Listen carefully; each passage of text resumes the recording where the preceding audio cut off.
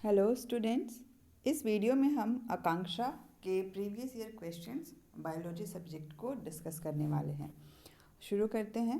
पहला क्वेश्चन है यहाँ पर which of the following constitute a food chain. आहार श्रृंखला कौन बनाते हैं। तो सवालों को हल करने से पहले ना उनके ऑप्शंस जो दिए गए उनको ध्यान से पढ़ना ज़रूरी है। और इस तरह से हम अगर पहले सवाल के ऑप्शंस को ध्यान से पढ़ते हैं तो आहार श्रृंखला फूड चेन का मतलब है कौन किसको खाता है। तो जो सही उत्तर आएगा ये है दूसरा, घास बकरी मानव, ग्रास गोट एंड ह्यूमन। दूसरा यहाँ पर जो प्रश्न है वो है सीएफसी का फुल फॉर्म पूर्ण रूप क्या है, और ये 9th में आप पढ़ते हैं और 10th में भी है। क्लोरोफ्लोरोकार्बन यहाँ पर भी दूसरा ऑप्शन है।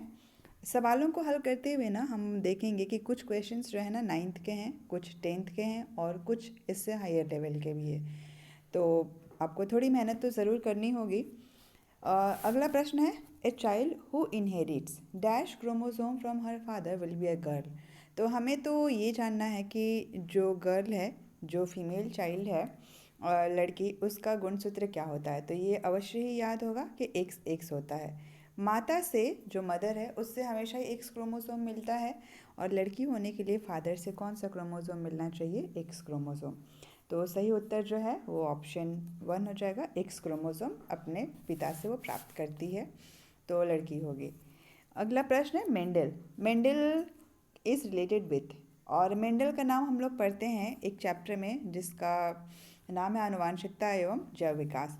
और इस तरह से ना अगर हम छांटेंगे तो जो सही ऑप्शन होगा हमारे लिए यहाँ पर rules for the inheritance of trades.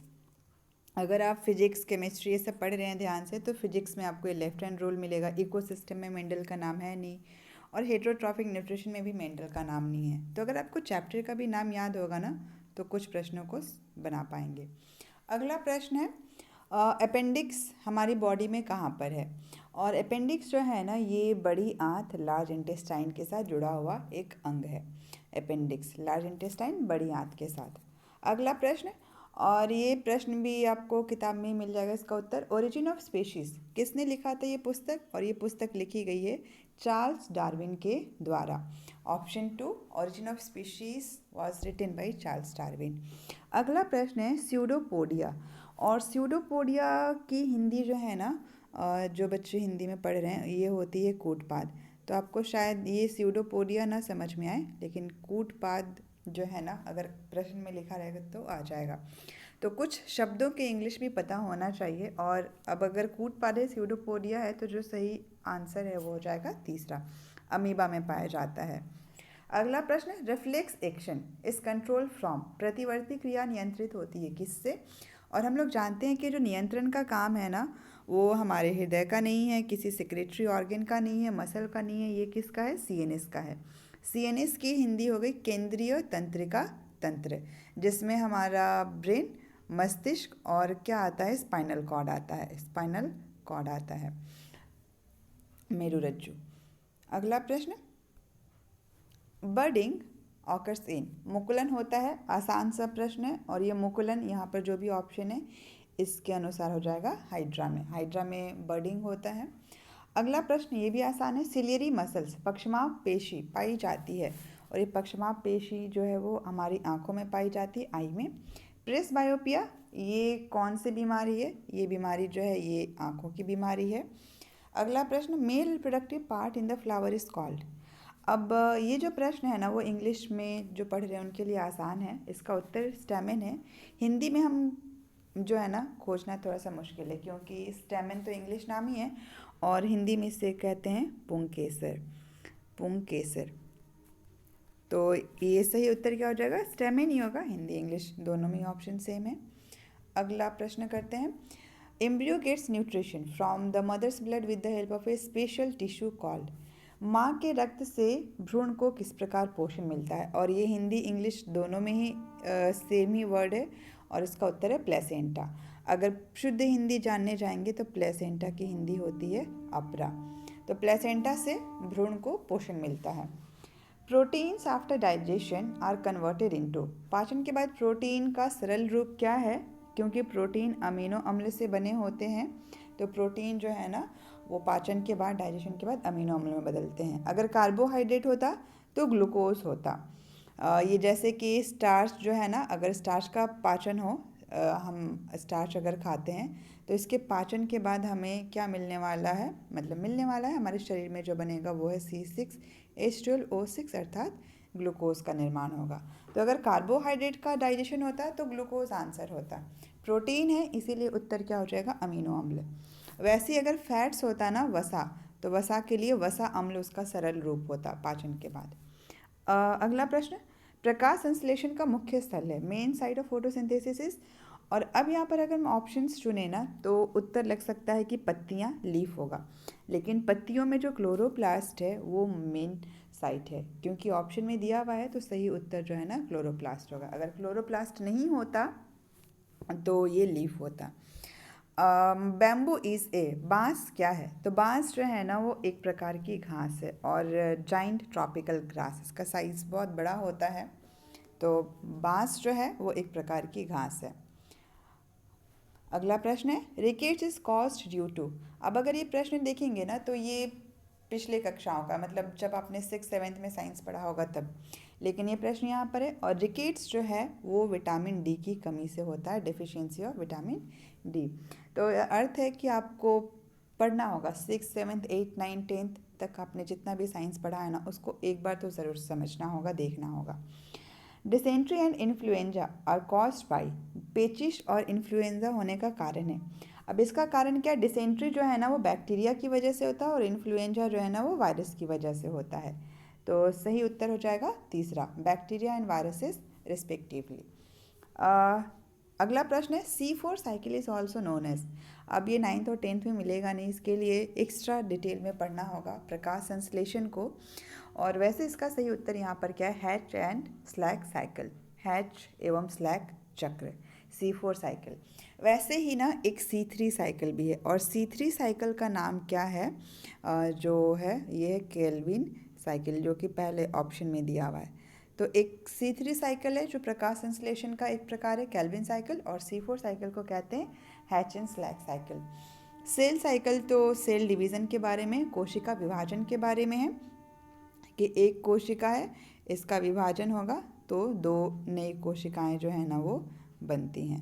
तो सेल साइकिल ये हो गया कोशिका चक्र। और क्रेब साइकिल जो है ना ये जुड़ा हुआ है रेस्पिरेशन, हिंदी में श्वसन से जुड़ा हुआ है, जिसमें ग्लूकोज का विखंडन होता है। तो क्रेब साइकिल श्वसन से जुड़ा है और ये माइटोकॉन्ड्रिया में होता है। अगला प्रश्न है, which among the following is not a plant hormone, इनमें से कौन सा पादप हार्मोन नहीं है। और आसान है, ये जो उत्तर है वो है इंसुलिन। और ये इंसुलिन ह्यूमन हार्मोन है जो हमारे पेनक्रियास, अग्न्याशय से स्रावित होता है, ग्लूकोज लेवल को नियंत्रित करता है, कंट्रोल करता है उसको। अगला प्रश्न है, reproductive unit of angiosperms. Angiosperms आवृतबीजी, और आवृतबीजी मतलब क्या हो गया, फूल पुष्पी पादप, जिन पौधों में फूल खिलते हैं, लगते हैं। और इनका जो जनन अंग है, प्रजनन की इकाई है ना वो फ्लावर है, पुष्प है इनका, इसीलिए इनको फ्लावरिंग प्लांट भी कहते हैं इंग्लिश में। अगला प्रश्न है, RUBP स्टैंड्स फॉर। इसके लिए भी आपको प्रकाश संश्लेषण को डिटेल में पढ़ने से ये बता पाएंगे। और सही उत्तर यहाँ पर है ribulose biphosphate, ribulose biphosphate RUBP। ये ज़रूरी है प्रकाश संश्लेषण की क्रिया में, जो पहला चरण होता है, फर्स्ट स्टेप होता है फोटोसिंथेसिस में, C3 साइकिल में, वहाँ इसकी ज़रूरत होती है। अगला प्रश्न ये आसान है, किसी पुष्प में अगर एंड्रोशियम और गाइनोशियम, यानी कि एंड्रोशियम की हिंदी हो गई पुमंग और गाइनोशियम की हिंदी हो गई स्त्री केसर, ये दोनों हो तो उस पुष्प को क्या कहेंगे। अगर दोनों ही हो तो बाइसेक्सुअल कहते हैं, द्विलिंगी कहते हैं। आसान है ये प्रश्न। अगला है, DNA synthesis during cell cycle takes place in. अब ये जो टॉपिक है ना ये 9th का है। 9th में हम कोशिका विभाजन के बारे में पढ़ते हैं, कोशिका चक्र के बारे में।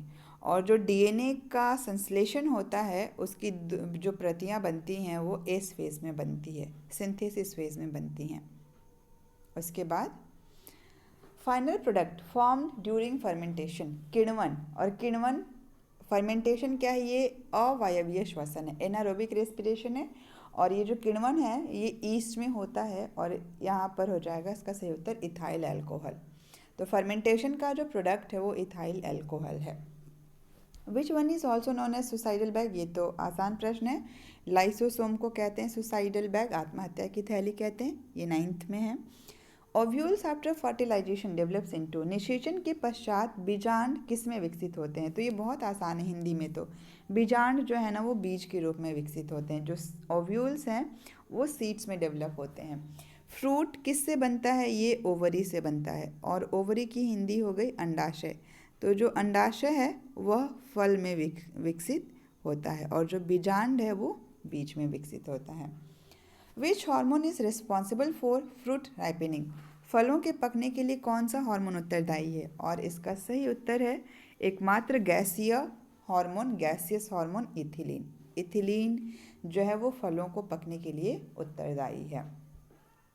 आगे जो प्रश्न है, अगला प्रश्न है female sex organ of bryophytes. अब ये ब्रायोफाइट्स जो है ना ये हम लोग वर्गीकरण में पढ़ते हैं, जीवों का वर्गीकरण क्लासिफिकेशन ऑफ ऑर्गेनिजम्स में पढ़ते हैं, 9th में है ये।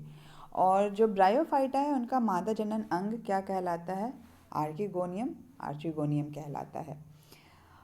एक अगला प्रश्न है डी नाइट्रिफिकेशन, विनाइट्रीकरण किसके द्वारा किया जाता है, और ये प्रश्न मिलेगा कहाँ, ये क्लास 9th में एक चैप्टर है रिसोर्सेज, नेचुरल रिसोर्सेज करके, उसमें नाइट्रोजन साइकिल है और उसमें ये मिल सकता है डिटेल में पढ़ने से। और ये किसके द्वारा होता है, स्यूडोमोनास, ये एक प्रकार का बैक्टीरिया है। बाकी जो तीनों बैक्टीरिया है ना उल्टा काम करते हैं। उल्टा मतलब ये नाइट्रोबैक्टर, नाइट्रोकोकस और नाइट्रोसोमोनास जो है ना नाइट्रिफिकेशन करते हैं, नाइट्रीकरण। और स्यूडोमोनास जो है ये क्या करता है, उल्टा काम, विनाइट्रीकरण करता है। अगला प्रश्न है जिंजर, अदरक, ये एक रूपांतरित क्या है, मॉडिफाइड, और ये स्टेम है। अदरक, हल्दी जो है ना ये सब तना है, रूपांतरित तना है ये सब। अगला प्रश्न, dumbbell shaped guard cells are found in, डम्बलाकार द्वार कोशिकाएं पाई जाती हैं, और ये पाई जाती हैं, अब जो कोशिकाएं हैं ना द्वार कोशिकाएं वो पत्तों में पाई जाती हैं। तो इस अनुसार हमारे लिए जो ऑप्शन 3 है वो भी नहीं होगा, ऑप्शन 4 जो है वो भी नहीं होगा, क्योंकि ये दोनों रूट और स्टेम है ऑप्शन में। गार्ड सेल्स लीफ में प्रेजेंट होता है, पत्तियों में। अब यहाँ पर 2 तरह की पत्तियाँ हैं, और सही उत्तर जो है ना वो मोनोकॉट लीफ होगा। डॉर्सी वेंट्रल लीफ जो है ना पृष्ठाधार पत्ती जो है ये डाइकॉट, डाइकॉट को द्विबीजपत्री कहते हैं। द्विबीजपत्री पौधों की जो पत्तियां होती हैं ना उनमें हमें जो गार्ड सेल्स मिलते हैं, द्वार कोशिकाएं, उनका आकार जो है ना बीन के शेप का होता है। तो जो हम लोग पढ़ते हैं बीन शेप्ड गार्ड सेल्स, इस प्रकार से वो डाइकॉट द्विबीजपत्री पौधों में डॉर्सी वेंट्रल लीफ में मिलता है। और डम्ब बेल, डम्ब बेल मतलब ऊपर चौड़ा रहेगा बीच में पतला, ये इस प्रकार से, इस तरह से जैसे डम्ब बेल होता है ना जो वर्कआउट करने के लिए लोग उपयोग करते हैं, तो इस प्रकार का आकार होता है। तो सही उत्तर क्या हो जाएगा, एक बीजपत्री में। अगला प्रश्न है excretory waste of human is, मानव में उत्सर्जी पदार्थ है, आसान प्रश्न है, यूरिया।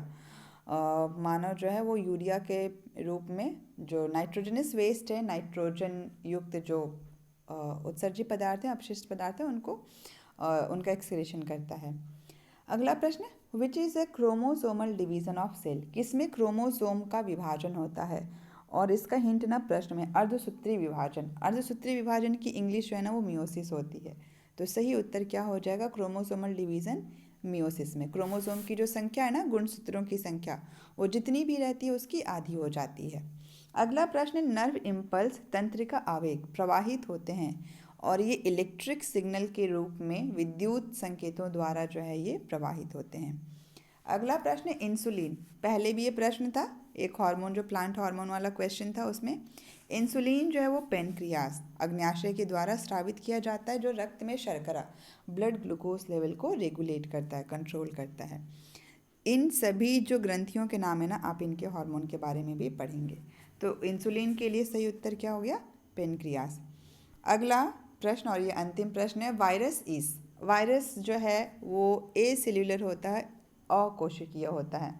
वायरस को हम लोग जो है जीवित और जो निर्जीव है उनके बॉर्डर लाइन पर रखते हैं, क्योंकि वायरस अगर किसी सजीव के शरीर में प्रवेश करता है तो वो जीवित की तरह व्यवहार करता है, लेकिन अगर वो बाहर है तो वो निर्जीव रहता है। तो इनकी जो संरचना है ना वो ए सेल्यूलर है, अकोशिकीय होती है। एल्बो जॉइंट, हमारी कोहनी का जोड़ किसका उदाहरण है? और ये उदाहरण है हिंज जॉइंट का, और ये ना मिलेगा क्लास 6 में। हिंज जॉइंट का एग्जाम्पल है एल्बो जॉइंट। हमारा जो घुटना है नी जॉइंट, वो भी हिंज जॉइंट का एग्जाम्पल है।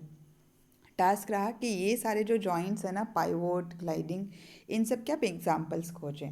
ये प्रश्न आ ही गया।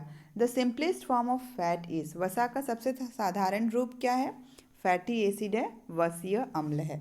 और अंतिम प्रश्न है DNA differs from RNA in having, DNA और आरएनए में क्या अंतर है? तो यहाँ पर जो सही उत्तर है ना वो है थाइमिन। थाइमिन सही उत्तर है। थोड़ा सा डीएनए और आरएनए के बारे में देख लेते हैं कि डीएनए जो है ना इसका फुल फॉर्म है डीऑक्सीराइबोन्यूक्लिक अम्ल, और आरएनए का फुल फॉर्म है राइबोन्यूक्लिक अम्ल। और ये दोनों जो है ना न्यूक्लिक अम्ल, ये जो है जीवों में डीएनए जो है वो सूचनाओं को, किस प्रकार की सूचनाएं, जो शारीरिक संरचना की सूचनाएं हैं ना वो माता पिता से अगली पीढ़ी तक स्थानांतरित करने में सहायता करता है, वंशानुगत होने में। इनकी संरचना में अंतर ये है कि डीएनए जो है ना 4 बेस मतलब नाइट्रोजनस बेसिस से मिलकर बना हुआ है, जिनकी प्रकृति जो है ना वो क्षारकीय होती है। और इनके नाम क्या क्या हैं? एडेनाइन है, ये है एडेनाइन, डीएनए में होता है। गुएनाइन है, इसी प्रकार से जो अगला नाइट्रोजनस बेस है साइटोसिन है, और एक है थाइमिन जो कि ऑप्शन में था। आरएनए जो है इसमें भी 4 नाइट्रोजनस बेस होते हैं, इनमें से ये तीनों तो आरएनए में भी होते हैं, लेकिन ये थाइमिन नहीं होता। थाइमिन की जगह आरएनए में ना यूरासिल होता है। तो आरएनए और डीएनए में ये जो नाइट्रोजनस बेसेस हैं, इनके आधार पर अंतर थाइमिन और यूरासिल की वजह से आता है। और क्या अंतर है कि डीएनए की अगर हम संरचना बनाए ना, तो आप कहीं पर भी डीएनए देखेंगे तो इस प्रकार से बनेगा, 2 स्ट्रैंड्स, डबल स्ट्रैंड्स से बनता है, जबकि आरएनए जो है वो यूजुअली सामान्यतः सिंगल स्ट्रैंडेड स्ट्रक्चर है। तो ये प्रीवियस ईयर क्वेश्चन था बायो का, और क्वेश्चंस का लेवल देखकर समझ में आ रहा होगा कि आपको थोड़ा सा ज़्यादा पढ़ने की आवश्यकता है अगर आप इस परीक्षा में अच्छे अंक लाकर मेरिट लिस्ट में अपना पोजीशन जो है वो सिक्योर करना चाहते हैं तब। तो थोड़ा ज़्यादा पढ़ें, ध्यान से पढ़ें, ऑप्शंस को ध्यान से पढ़ें, क्वेश्चंस को पहले रीड कर लें, ऑप्शंस को छांटने की कोशिश करें, तो आप बेहतर कर पाएंगे।